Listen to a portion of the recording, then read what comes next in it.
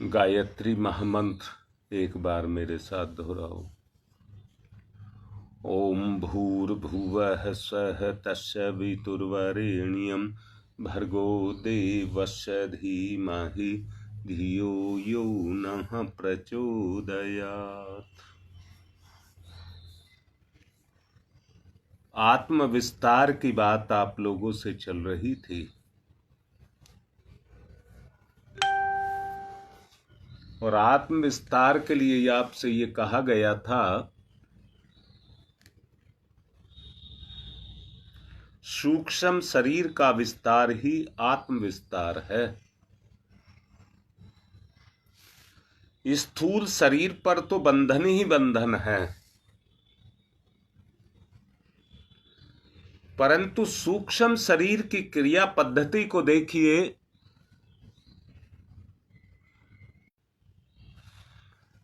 सूक्ष्म शरीर की बात मैं आपसे कर रहा था, देखिए उस पर कौन सा बंधन है।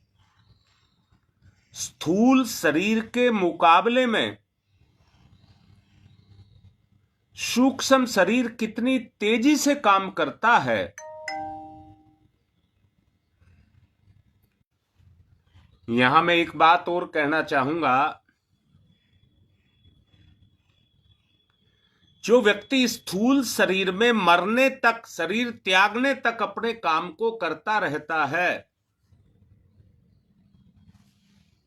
वो फिर उसी अवस्था में रहता है। परिवर्तन का वो चक्र वहां पर पूर्ण हो जाता है। घड़ने की जो प्रक्रिया है वो स्थूल से ही है।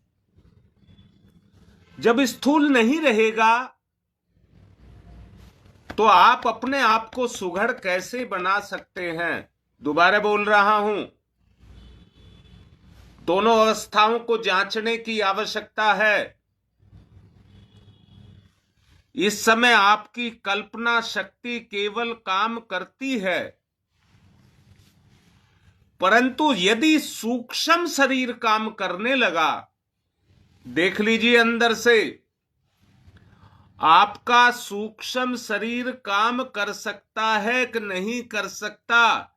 जो केवल स्थूल को ही प्रधानता देते चले जाते हैं, वो स्थूल शरीर ही बना करके अपने आप को उस जड़ अवस्था और बंधन की अवस्था में ले जाकर के जकड़ करके रख लेते हैं। मैं समझता हूं आपको मेरी ये बात समझ आ रही होगी। दोबारा बोल रहा हूं, शरीर को त्याग से समय व्यक्ति की जो अवस्था होती है वो वहीं पर जाकर के रुक जाती है। नहीं तो जितने भूत पलीत होते हैं वो मरने के बाद अपनी अवस्था को चेंज कर सकते हैं। क्यों भूत पलीत बने हुए, मार खाते हुए दुनिया की ऐसे ही फिरते रहें? उसमें बताइए कौन सी समझदारी की बात है। परंतु फिर दोबारा बोल रहा हूं, आपकी चेतना पर परिवर्तन का चक्र यदि काम कर रहा है तो वो समय यही है। होता क्या है, जो हमारे जवान बच्चे होते हैं, यहां मैं एक बात फिर से कहूंगा,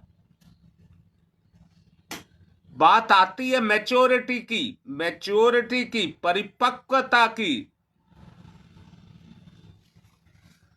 जो सूक्ष्म शरीर से परिपक्व होते हैं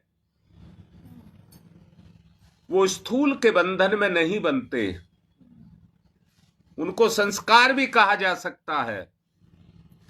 वो फिर स्थूल के बंधन को स्वीकार नहीं करते। उनकी गति सूक्ष्म की तरफ चलती हुई चली जाती है। जो एक बार किसी बंधन में बंध गया, मेरे लाडलो जो बात कह रहा हूं उस पर ध्यान देना, जो एक बार, मैं फिर दोबारा कहता हूं, एक दुर्गुण व्यक्ति का जीवन नष्ट कर सकता है। और एक ही गुण व्यक्ति को आसमान छुआ सकता है, बहुत बड़ा विस्तार कर सकता है। बात समझने की यह है कि हमारा दुनिया में आगमन हुआ है किस काम के लिए? क्या वो शक्ति मेरे अंदर काम नहीं कर रही?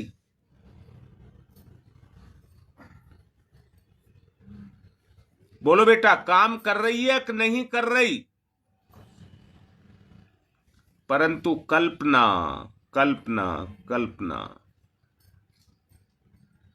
फिर दोबारा कह रहा हूं, भेद को समझ लीजिए।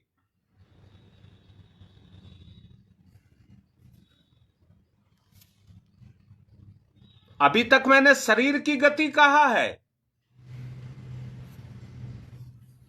1 घंटे में 3 मील आदमी जा सकता है, परंतु ये तो सेकंड में ही कुछ से कुछ काम करता है।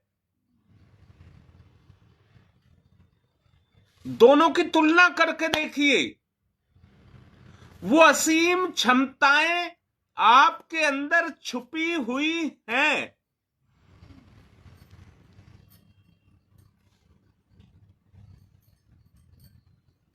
उन क्षमताओं को जागृत करना है,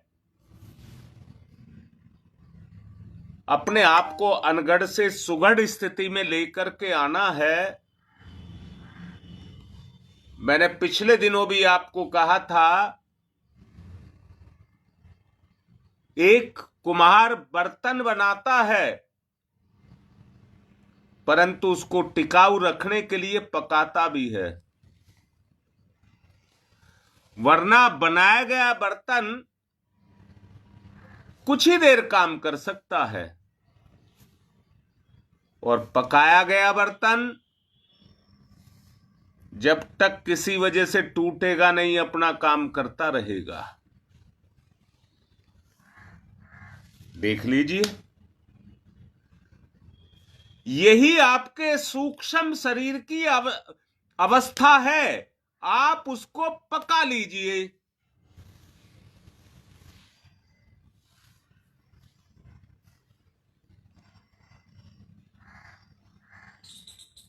आदमी दरअसल में इस संसार में रहते हुए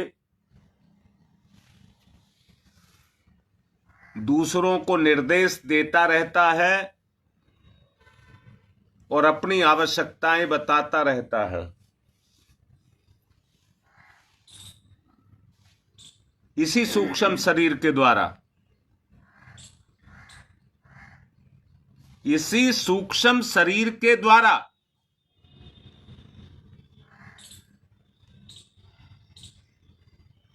जान लेना, भूत पलीतों की तुलना में पितरों की क्षमता बहुत अधिक होती है।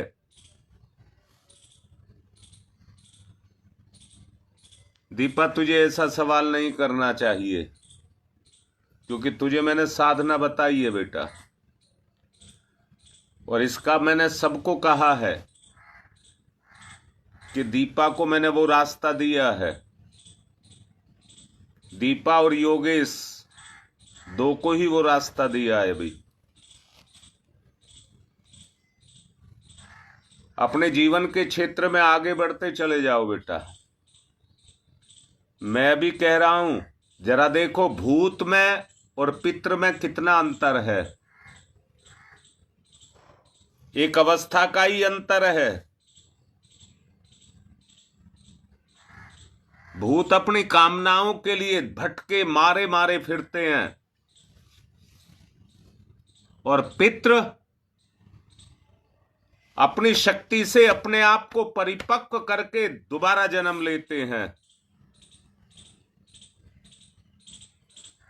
क्योंकि उनका सूक्ष्म शरीर परिपक्व होने लग जाता है। अगर आप इस काम को जीते जी कर लेंगे तो शरीर छोड़ने के बाद जरा अपनी अवस्था को सोच करके देखो, सोच करके देखो।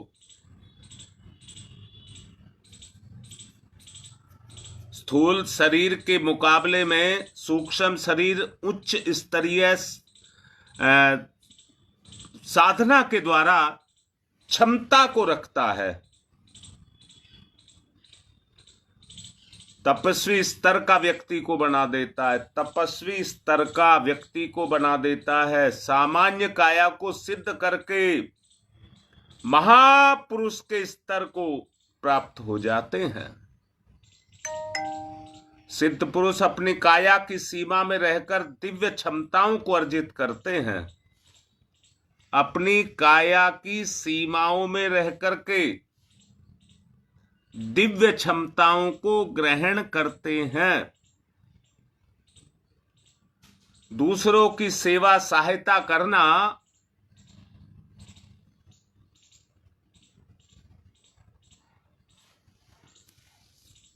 दूसरों की, मैंने बेटा एक अंतर के लिए कहा है सरोज, उससे आप केवल एक अंतर को सोचिए। बात तुम्हारी बिल्कुल ठीक है, पितृ तो पूजे जाते हैं, बात बिल्कुल ठीक है, पर लाडली बेटी अपनी अवस्था के बारे में, ये जो मैं बता रहा हूं क्यों बता रहा हूं, अपनी अवस्था के बारे में जानकारी लेकर के देखिए मेरी क्या अवस्था है। स्थूल शरीर से जिस तरह से हम कर्म को करते चले जा रहे हैं, कल हम कौन सी श्रेणी में जाना चाहते हैं। अब मुझे एक बात बताओ बेटा, जिनका सूक्ष्म शरीर क्रियाशील है, किसी भी की भी सेवा करने में उन्हें कोई फर्क नहीं पड़ता। जैसा मैंने अभी शायद परसों बताया था कि वो उच्च आत्माएं अपने आप विस्तार करने के लिए संसार में उनके अनुकूल चलने वाले उन जीवों को ढूंढती रहती हैं कि इनको प्रेरित करके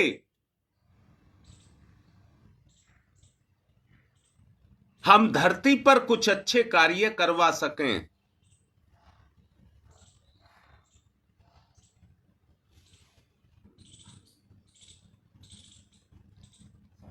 स्थूल शरीर को ज्यादा क्रियाशील बनाने के लिए वो सिद्धियों के धनी पाए जाते हैं। वो सिद्धियों के धनी पाए जाते हैं।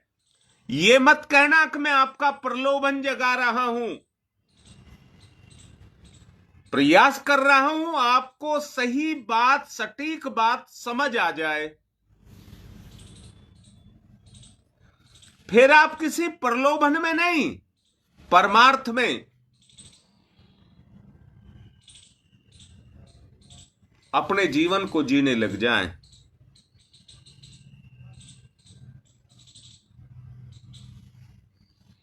सच को देखो बेटा, शरीर का भारीपन और हल्कापन, दृश्य और अदृश्य, इस अपने सारे संसार को देखिए।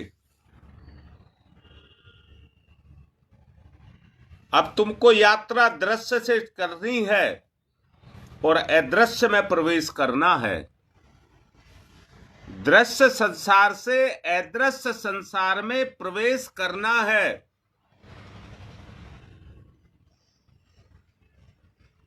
जब करने लग जाओगे तो ज्ञान की गति सीधी मस्तिष्क और भावना के अंदर, हृदय के अंदर, अंतःकरण के अंदर हो जाएगी। मन बीच से हट जाएगा।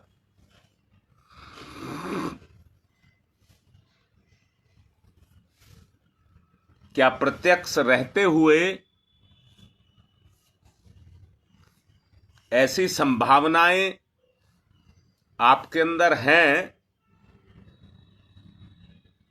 जो शरीर की मर्यादाओं से बाहर निकल करके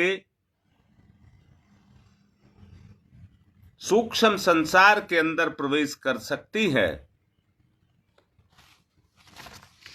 सच ये है कि कोई आदमी हवा में नहीं उड़ सकता और ना ही पानी पे चल सकता। यदि ऐसा होता तो वैज्ञानिक उसे प्रयोगशाला में सिद्ध करके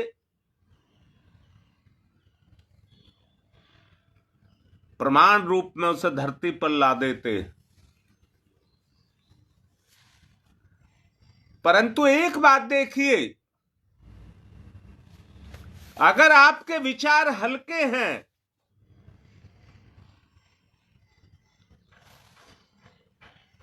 तो पानी पे भी चल सकते हैं और हवा में भी तैर सकते हैं। पानी पर भी चल सकते हैं और हवा में भी तैर सकते हैं। दोनों चीज आपकी मानसिक स्थिति पर निर्भर करती है।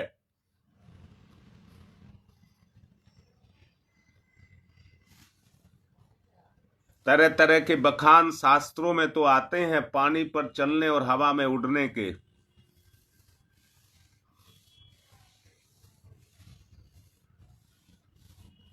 परंतु प्रमाणित नहीं किया जा सकता, महसूस किया जा सकता है।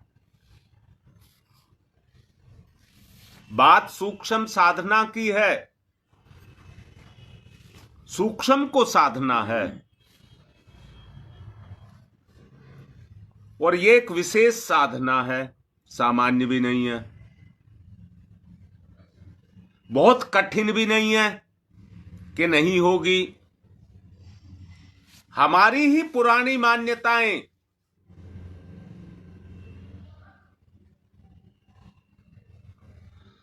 हाँ सविता, बताऊंगा सारी बात, पर सीढ़ी दर सीढ़ी चलेंगे।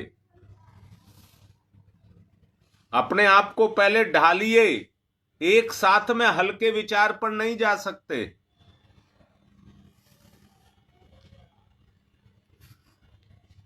जो स्थूल शरीर में रहते हुए साधनाएं की जा सकती हैं,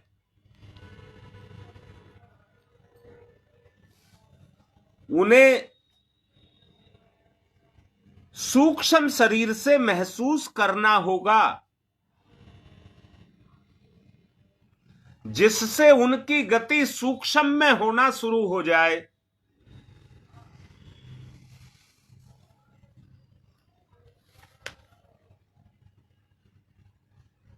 दोनों की परिस्थितियों की स्थिति को देख लें।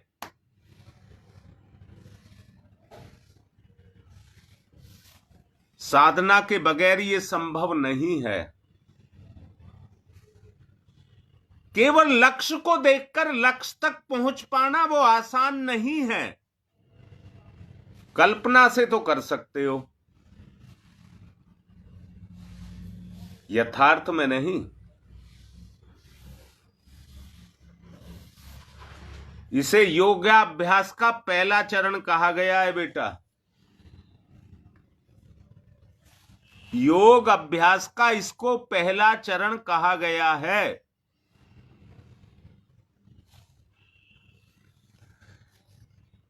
अब मैं सविता तेरी बात को कहूंगा, उसके लिए क्या किया जाए।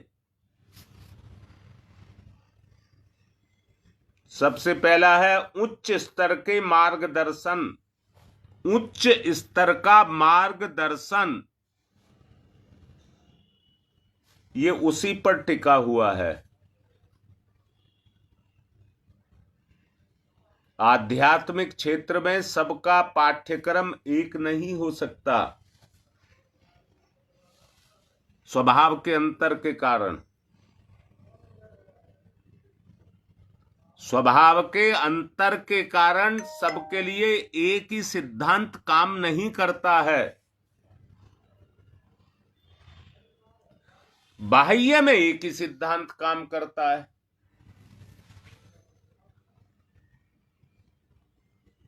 अंतरंग में हर किसी की स्थिति अलग अलग होती है। बहिरंग जो अपव्यय कहिए उसको शक्ति का, बहिरंग में शक्ति के अपव्यय को सूक्ष्म क्षेत्र में जाकर के उसको रोकना पड़ता है।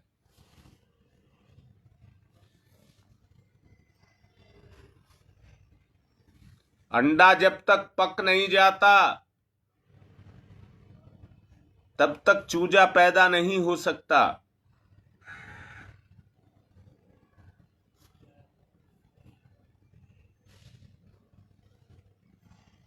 एक खोखला लिबलिबे पदार्थ से केवल भरा रहता है।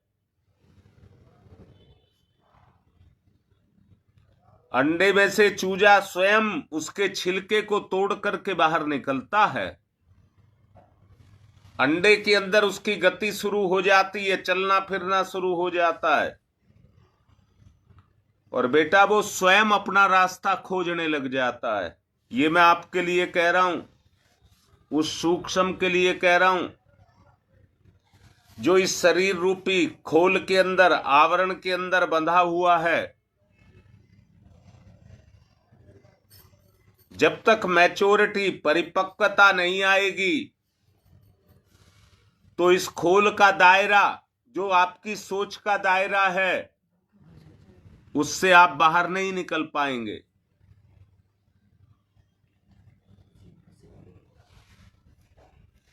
उसी में फंसे रहेंगे।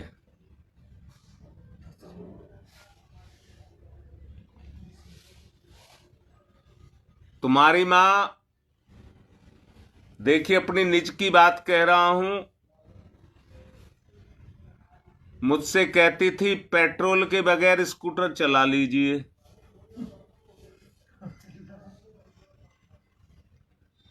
पेट्रोल के बगैर स्कूटर चला लीजिए।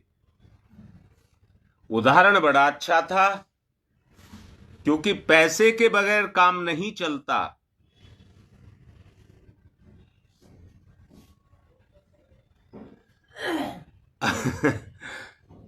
हंस रही हैं।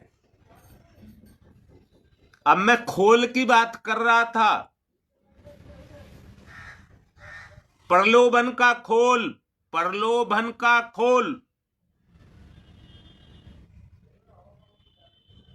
जो आपको संकुचित दायरे में बांध करके रखा है, प्रलोभन के दायरे में बांध करके रखा हुआ है।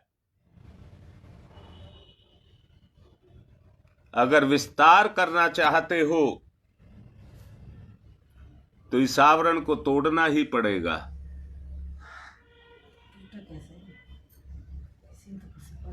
पूछ रही हैं टूटे कैसे? सब बताऊंगा, सारी चीजें बताऊंगा, पर साधना तो दिखे ना। सुनते तो ये भी सुन रही हैं और आप लोग भी सुन रहे हैं, पर बात यह है कि उस पर अमल कितना किया जा रहा है। इतना सारा बताया जाता है, उस बात को तो एक ही वाक्य में भी बताया जा सकता है, परंतु ऐसा ना हो सुनने के आदी हो जाओ, सुनने के आदी हो जाओ और व्यवहारिक रूप से ना कर पाओ। तो अब तो ये भी मान रही हैं, कह रही हैं बेकार है फिर तो जीवन। लोभ मोह अहंकार का छिलका, एक ही चीज होती तो बात ठीक है, कुछ कमजोर होता। मोह भी आ गया, जिसमें त्याग तो है, परंतु उससे ज्यादा बंधन है, उससे ज्यादा बंधन है। बेटा मेरी बात समझ आ रही है, नहीं आ रही? जब इसके अंदर पकता है, वो चूजा पकता है इसके अंदर, उसको पकाओ, सूक्ष्म शरीर को जागृत करिए, अंडे की मां जब अंडे पर बैठ करके कुकड़ू कू करती है तो जो उसमें जीव है वो अपना विस्तार करने लग जाता है। बात यदि समझ ना आई हो तो पूछ लीजिए।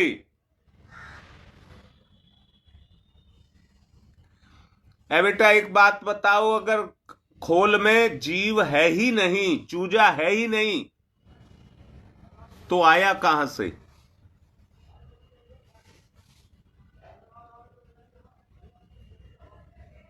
शरीर के रूप में हम बहुत छोटे से हैं,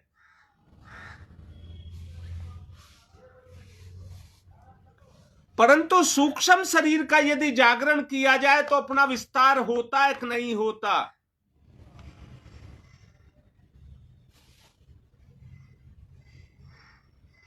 हाँ बेटा ऐसी बताते रहो, मेरा भी मन लगा रहता है।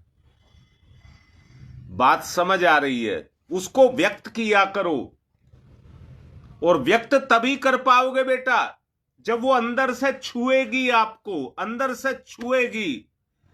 छुएगी तो वो विकसित होगी। पवन देख बेटा, मैं जो बोल रहा हूं ये वाणी अगर तुम्हारे चित्त पर जाकर के अपने प्रभाव को डाल रही है तो वो जागृत होगा कि नहीं होगा? अगर जागृत होगा तो वो अपना विस्तार करेगा या नहीं करेगा?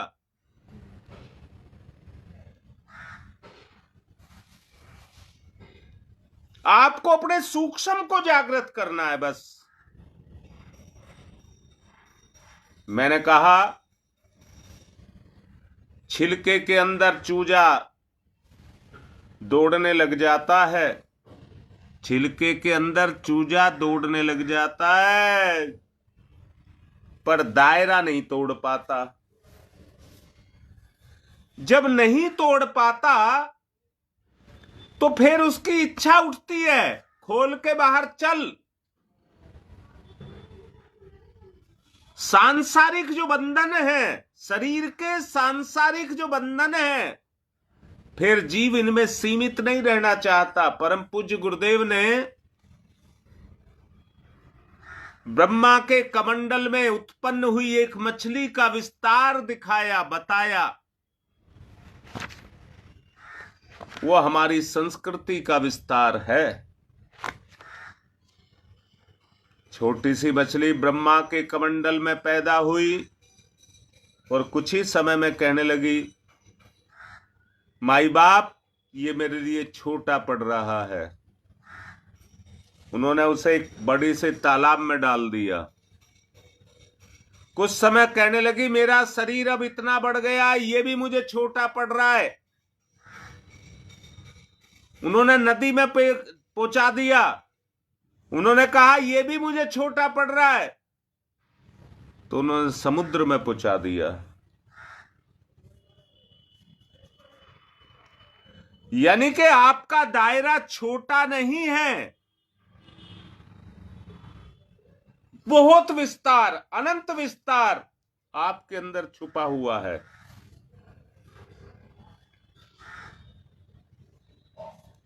तो मेरी बात समझ आई बेटा?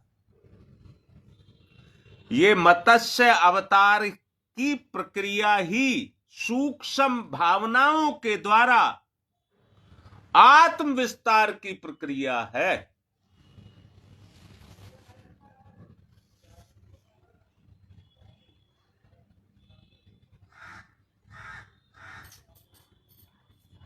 मैं दोबारा बोल रहा हूं,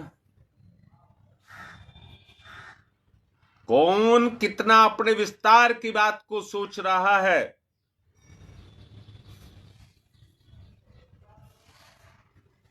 यह उसके अपने ऊपर निर्भर करता है। झूठ मूठ और दिखावा नहीं, यथार्थता। यथार्थता, जो यथार्थ में इस काम को करेगा कोई नहीं रोक सकेगा।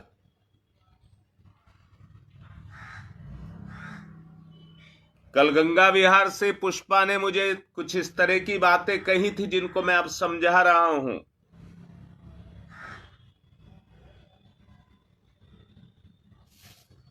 हमें अपने विस्तार की बात सोचनी है।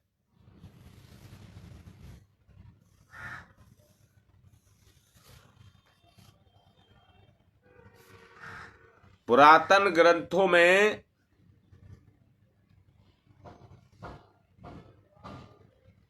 अपने विस्तार करने वालों के व्याख्यान, उपदेश, रास्ते छुपे हुए हैं।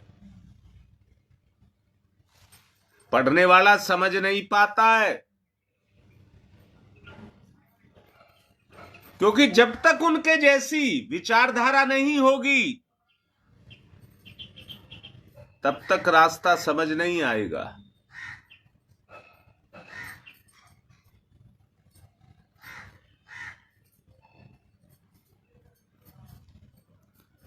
हाँ बेटा पवन,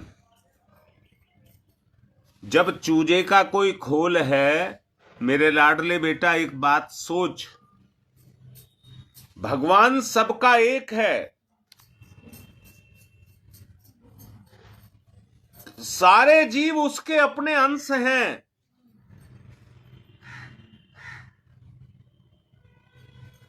जिस तरीके से वो एक तिनके को बनाता है, जिस लाड प्यार से घास के एक तिनके को पैदा करता है, तो इंसान में भी तो वही लाड प्यार उसका है। ये तो हमारे ऊपर है कि हम किसको कितना समझते हैं, बस अंतर एक ही है। घास उसको नहीं समझ पाएगी, इंसान समझ पाएगा। इसलिए इंसान पर मर्यादा भी उतनी ही है।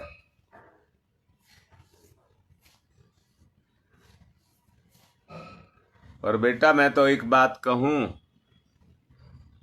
तुम्हारी मां भी सुन रही है, मेरा स्कूटर तो बगैर पेट्रोल के ही चल रहा है। जब बैठ करके चलता हूं तो ऐसा लगता है जैसे पानी पे तैरता है, कोई आवाज नहीं, कोई शोरगुल नहीं।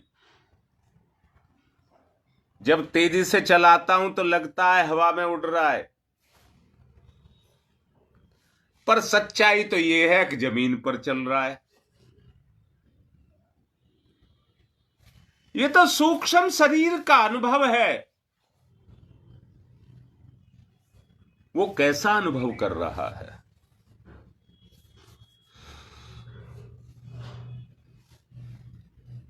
मैं तो आप लोगों को अपनी बात के माध्यम से समझाने का प्रयास कर रहा हूं।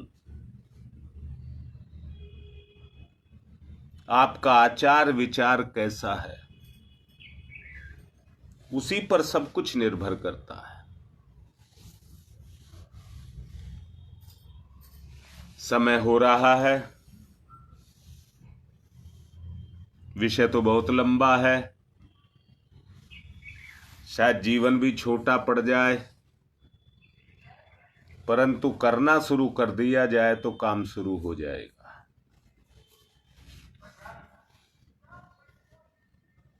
ओम तम सोमा ज्योतिर्गमय, तम सोमा ज्योतिर्गमय,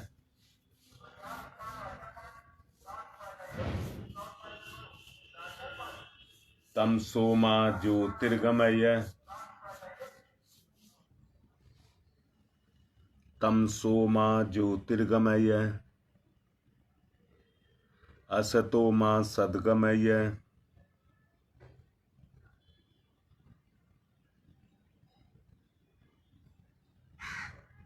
असतो मा ज्योतिर्गमय, मृत्योर्मामृतं गमय, मृत्योर्मामृतं गमय, मृत्योर्मामृतं गमय, तमसो मा ज्योतिर्गमय, ज्योतिर्गमय, ज्योतिर्गमय, असतो मा सद्गमय, सद्गमय, सद्गमय, मृत्योर्मा मृतं गमय, अमृतं गमय, अमृतं गमय, दोनों हाथ रगड़िए मुख पर, फिर आइए।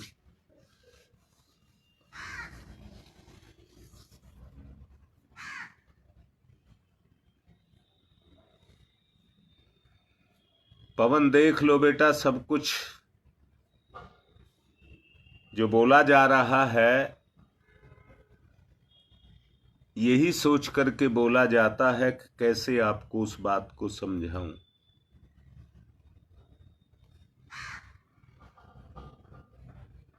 बाकी साधना का स्वरूप आप सबके ऊपर है। मैंने बोला था जगह टाइम आप निर्धारित कर लीजिए और साधना मैं करा दूंगा, सिखा दूंगा कैसे जल्दी से बढ़ा जाए, कैसे परिपक्वता को लाया जाए, ये सिखा दूंगा। आज की बात को यहीं विश्राम दे रहा हूं। उम्मीद कर रहा हूं कि आप साधना करेंगे।